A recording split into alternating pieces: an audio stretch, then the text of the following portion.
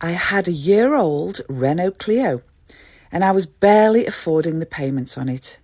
I was looking on the Auto Express website one day, looking through all of the Renault Clio 172s and dreaming that I would one day be able to afford one. I couldn't believe it. One was available that I could afford.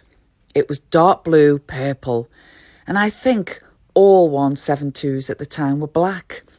This 172 was an import from the Republic of Ireland and had a custom paint job. I was in love. And the sound of Mike Myers in Wayne's World saying, "It will be mine, oh yes, it will be mine," echoed through my ears. My current Renault Clio could just be handed back to the dealership with a small cancellation fee. I sorted out a loan with the bank and then arranged to withdraw the sum from my account. It was for a larger sum than the usual couple of £100 ATM limit, so I had to go to the bank with ID and proof of address. I left the bank with the urgency of someone in dire need of the toilet. I was walking as fast as I could without running. Carrying a few £1,000s in a jiffy bag suddenly makes you wary of everybody.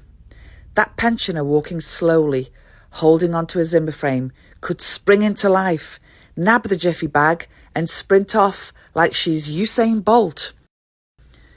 Dad and I drove up to Leeds to see the car. Ooh, hello. I spoke to the seller for a very short time, gave the car the once-over, but didn't test drive it, and then asked him to give me a few minutes while we discussed the car.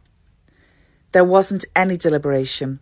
It was just for show so that this guy didn't see me as an easy sale.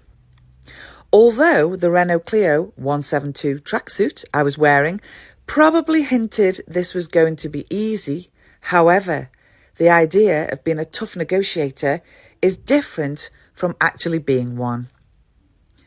I suddenly lost my bottle and took the easy option, whipped out my jiffy bag full of cash, gave him exactly what the asking price was. It was the easiest money he'd ever made. The only time I've attempted to negotiate was when I bought my house. I tried to lowball them and start with a number lower than my limit, so I had room to negotiate. I had seen this done on the telly, so I knew this was a good tactic. Unfortunately, what I hadn't seen on the telly was the response I got. "I'd like to buy the property, so I'll offer X amount of pounds," I said confidently, starting the negotiation off at a figure I could increase as necessary. "No, I'll accept X amount, which is the asking price," she replied.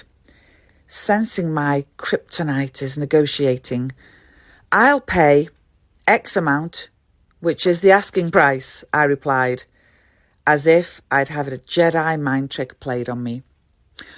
On the drive back from Leeds in my newly acquired 2-litre pocket rocket, I gave it the beans on the motorway and heard a rattle. It sounded like there were lots of bits of metal in the exhaust. That was a £500 visit to Quick Fit. £500 I wouldn't have spent if I'd taken a breath and test driven it in the first place. Then I found out the insurance was going to cost more than I expected.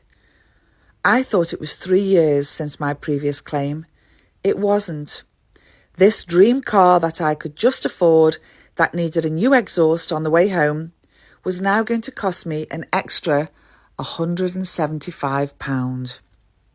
I didn't have £175, so I was now going to be paying off a loan for a car I couldn't drive. My brother Adam had recently come into some money and gave me the £175, meaning I was now paying £1,600 to insure my hot hatch. If it wasn't for these pesky teenagers having accidents as soon as they've passed and increasing the insurance premiums... Oh, that reminds me. I'll tell you later why I claimed when I was a pesky teenager.